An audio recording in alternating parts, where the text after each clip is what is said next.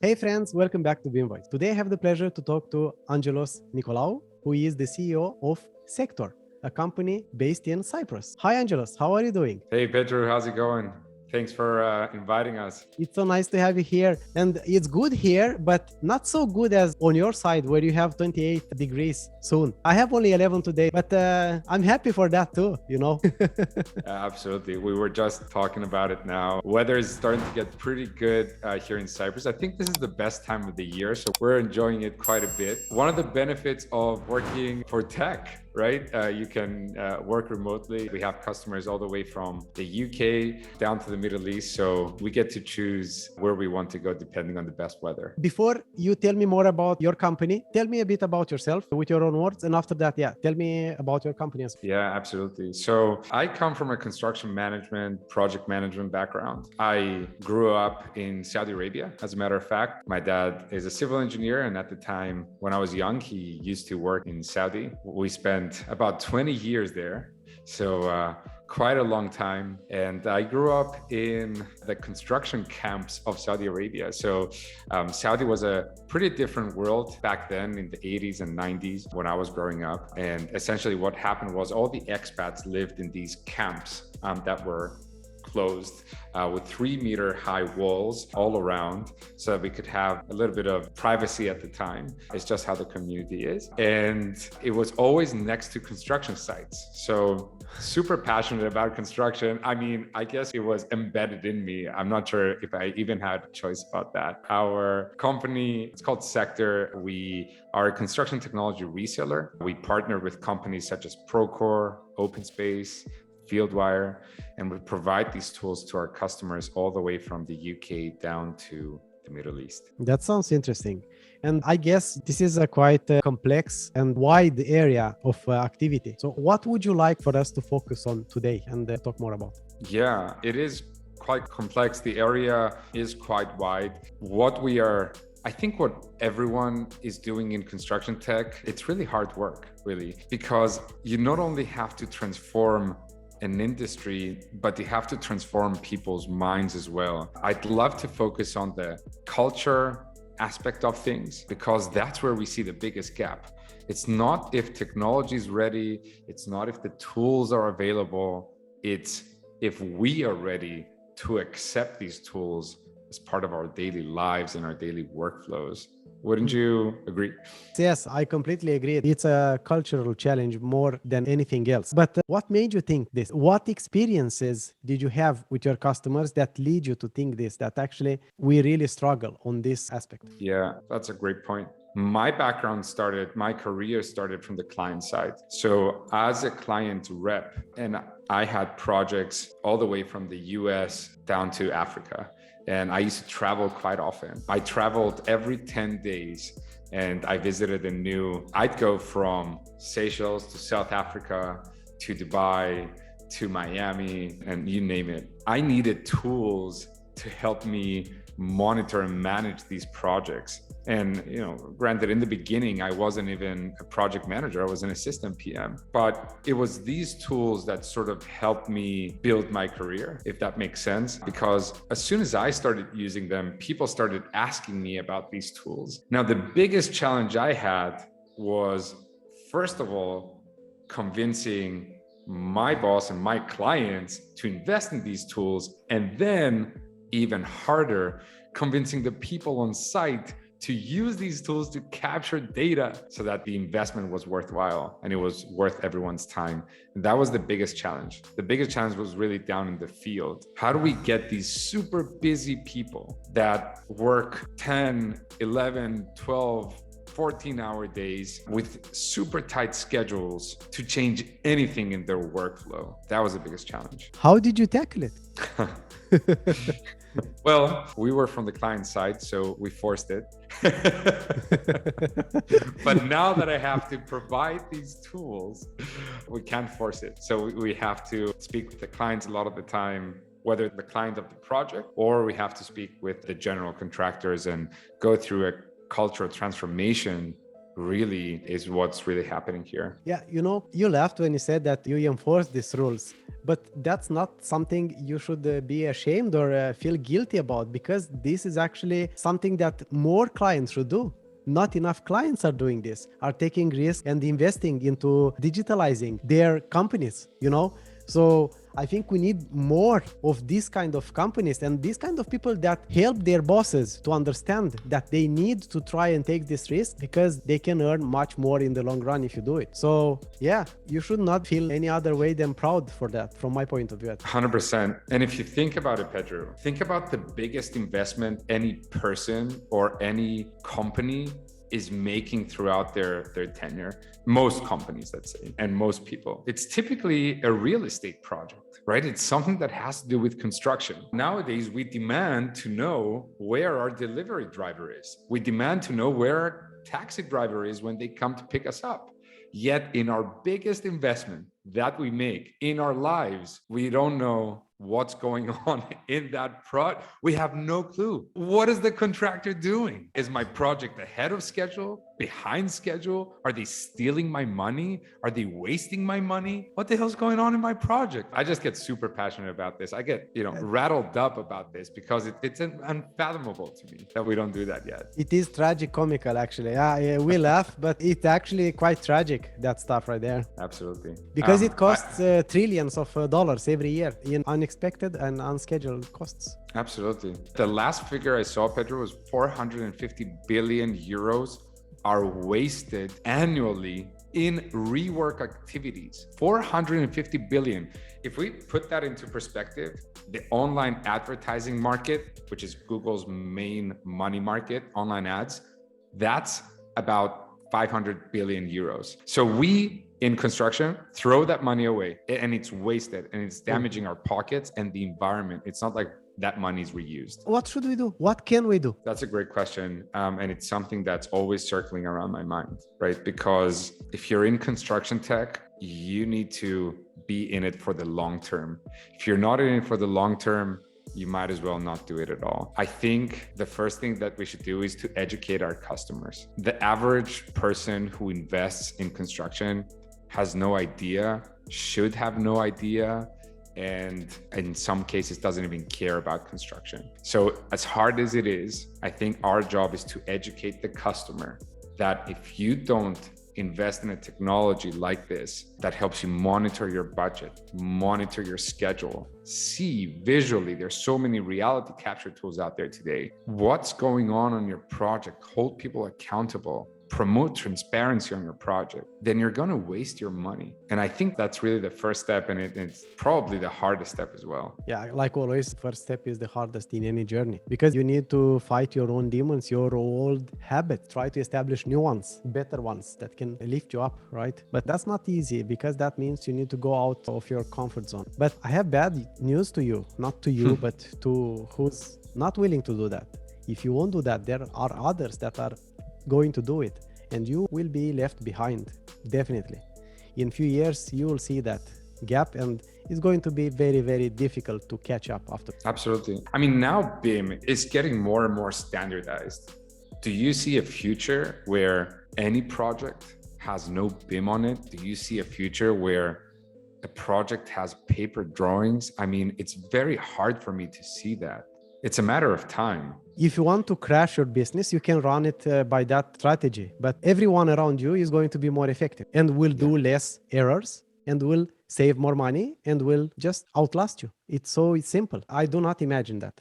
I see that already happening here on all fronts in Norway. I do not see any universe parallel where there is a point of return from this and justified, because it always has been about money. But now you must think also about our planet, what we do with it. So far, many years, we did not thought about it. We just wanted to build with everything we could and so on. But now you don't have that luxury, because the planet is destroyed already, right? You don't find the materials you need on your project. You need to be smarter. You need to do more. And like I said, it's simple. If you want to be in business, I don't think anyone will be in business not investing in digitizing their company, in the next 10 years, but I think 10 years is quite a lot of time. So maybe if they are already involved in any projects that will last so long, but on new projects, I think a lot will evolve in the next years. By 2030, the outlook in AEC is going to be much different than it is right now. Yeah. I'd like to make a point here. And it's that I think up to a certain point, it wasn't even the fault of construction. I mean, think about the computing devices.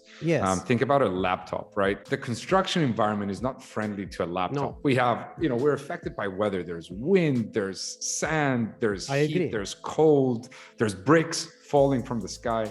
A laptop isn't made for that. However, mobile devices now are everywhere in construction. Exactly. Cameras, 360, I mean, those things, rugged cameras, 360 cams, they help you create a Google Street View of your construction site. I mean, these tools are everywhere now. You can go to a store, pick up the camera, download an app on your phone and start to use it today. So if there was ever a doubt, I think now we have as few barriers into entry as we ever did in construction. Yes, there are no excuses anymore. We have the tech. Yeah, you're right. In the past, maybe it's been there, but maybe it was for more exclusively for the wealthiest ones. But right now it's available for everyone. You find cheap solutions. You can find alternatives for your project, definitely. So there are no excuses anymore. And like I said, I stopped thinking that I want to convince anyone to do this. I just want to showcase the good parts of it. But it's up to you.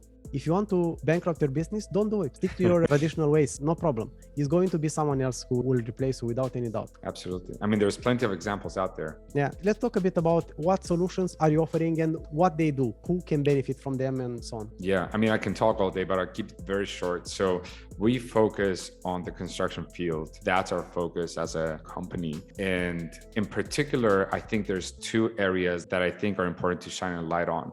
Number one is project management, construction management. To me, it makes no sense anymore not to build what you're supposed to build because you didn't have the latest revision of the drawings. I mean, every construction management tool out there that gives you plan management today does version controlling, automated revisions, sheet compare. Yeah, some do it better than others, but they all do it. So there's no excuses anymore for that. Project management is one of the areas that we're focused on with tools such as Procore and FieldWire for different applications for each. If you want a holistic approach, more complex projects and so on and so forth, you might end up with something like Procore. And if you want to focus on, let's say, the task management part in particular of project, you want a super fast way to view your plans and collaborate with your team, then you're looking at a tool like FieldWire. That's sort of how we see our customers making that decision. So this is coming directly from the customers. And then the other area that I think is super important to mention is reality capture, right? Because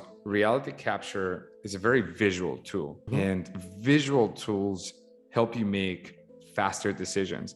Petru, did you know that it takes your brain 2.5 seconds to process an 8-word sentence? 2.5 seconds, which might not be a lot of time. Oh, it's 2.5 seconds. I can process an entire 8-word sentence, but it takes your brain 13 milliseconds to process an entire image. So in a world, the world of construction that's so complex that we have no time to do anything, how important is visual documentation? Yeah. That's where reality capture comes in for me. That's why it's so important. And I think it's easier than ever now to introduce it to your project. Yeah. Regarding the speed, I was not aware about that speed, but I enjoy much more watching videos and learning by watching and doing at the same time than just reading. Sometimes there are situations when maybe you need to reinforce something and reading is better to detail it and so on. But most of the time, it's much more, not only more effective for me, but I think this also has to do also with the fact that it's more enjoyable also because, and when you get a reality capture, you have much more confidence that, yeah, this thing is right than when you get a report, a sentence from somebody, right? Or a comment, or of course, a combination, a picture with a comment from somebody. That's also very powerful. It's the perfect as-built record. There's no, oh yeah, we forgot to put this here, put this there. But Petru, I have a question for you because you're a BIM guy. Don't you think it gives any engineer a competitive advantage to work on BIM? I mean, don't you feel that coming from communicating your progress in BIM helps you communicate what you want to communicate so much faster, clearer than, let's say, 2D and trying to explain. Yes, there is no doubt about that. Like I said, I am really lucky and happy I live in Norway, because here we see more and more only projects based on the model without requirements for drawings. And now another good part about this, because there is a lot of time invested in still generating and creating the drawings, right? Yeah. Now you have a lot of tools. There are many tools. I will not give names now, but there are many tools that can generate views as drawings. And you don't need to invest time to create them. You just take a snapshot, a section and you just take it. So easy it is. And it's enough to build after. I think the bigger challenge is that the clients are a bit laggards with the requirements regarding this. And also from a legislation point of view, maybe from this, there are still requirements in some systems. They say you need to have drawings because, I don't know, for some legal stuff. But like I said, that is not a barrier in Norway, at least right now. So if it works here, I'm sure that it is already working in more other places, and it can work in other places overall. Definitely, I see that. I think there's about 10 countries right now that have some form of a BIM mandate, some stricter than others, the UK, for instance, with level 2 BIM. But overall, there's about 10 countries with some level of a BIM requirement, which is great. I mean, the governments need to step it up and help here as well. I mean, at the end of the day, for their projects, it's taxpayer money. Of course, but it doesn't need always to be the government. In Norway, there is no BIM mandate from the government. Here is just happening because the big clients are requiring. They see the value in it, right? All the big agencies, they are requiring. And if you don't comply, you don't get the big projects. And this is something else, but I don't know if this can work overall. Usually, most of the time, you need that push from the government. Yeah, so it might not work as in Norway overall, but at the end of the day, it's about the clients, right? If you want to save money, you need to learn this stuff and learn how to do it, right? Clients, especially the bigger one, but all of them need to understand they need people with BIM skills. That's the problem. Usually they don't have. They rely on consultants only, right? And they don't realize that actually they need to have BIM people in-house, and they can build standards and better requirements and so on, right? But there is still not enough understanding for the value for this, right? That's correct. Yeah. It's always tough to communicate. And we all know how it works for consulting, right? If the client doesn't ask it, the consultant's there to make the client happy. If the client doesn't ask it, the consultant most of the time won't say anything. So what do you think is it that caused the Norwegian market or the Norwegian customer to think that way, if I can put it that way? People are more empowered to employ newer technologies and to have this freedom. And usually here, there is a more relaxed relationship between leadership levels and so on. And the usual employees can talk to the leadership easier. It's not such a rigid structure like it is in most of the country. And sometimes it happens that some of them come and are the innovators actually. And I think something like this happened.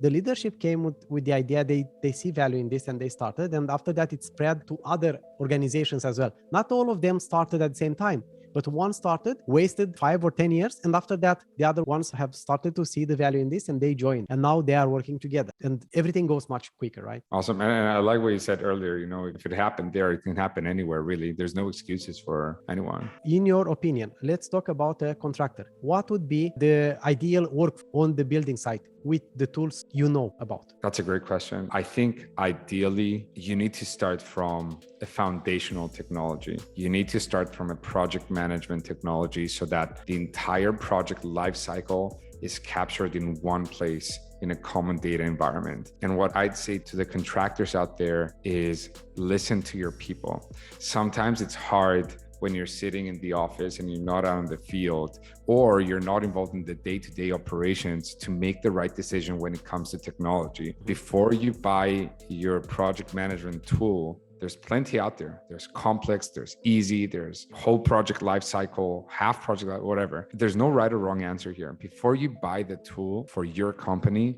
speak to your people. See what tool they will use, because there's no automation in construction. I mean, even if there's automation, it's still partial automation. So if your people are not using these tools, the data that comes in will be incomplete for you. So I'd start from that foundational piece of technology, some form of a project management common data environment tool. I definitely have BIM as part of any workflow, and there's no more excuses about BIM. There's so many tools out there. get your hands on something and use it. And thankfully, all the tools that help you visualize BIM are pretty open. I mean, I see tools that are open to all types of files: IFC, Navisworks, Tekla, Revit. Just use your tool of choice, collaborate wherever you want to collaborate. You can do that. And then I definitely have some sort of a camera system on my project. Live cams to capture your construction sites. To quality check, right? Yeah, I mean, our partner Evercam, for instance, is a construction site camera that was created just for construction. So it's a live feed camera. You have a live feed of your project at all times. I mean, how cool is it to see your investment at all times? And then you do have the ability to have this indoor view with tools such as OpenSpace that give you a Google Street View of your construction site. And then those tools add on. Now, these technologies, Petru, I mean, we've done so many analyses, but they rarely cost, get this, over 0.1% of your total project budget. Rarely will you get over that. And I'm saying, buy all of these tools, 0.1%. If you buy all these tools, 0.2%, even 0.5%, even 1% would be worth it for me or more. You're saving people, you're saving time, you're doing a better job. And most importantly, you're controlling your budget, I think. That sounds very good to me. Now, please tell me, how can someone reach out to you if they want to ask you anything or if they want to get in contact with you? Absolutely. Yeah, I think that the best way is LinkedIn. So find me on LinkedIn, Angelos Nicolaou. Just type Angelos Sector. You're probably going to find me. Reach out, connect. Always happy to have a conversation with anyone. You can also find us through our website, sector.build, or by email, angelos@sector.build. Awesome. Well, Angelos, thank you very much for joining me. It was such a pleasure, Petru. I really enjoyed the conversation. And I learned a lot. Thank you for that. So did I. Yeah.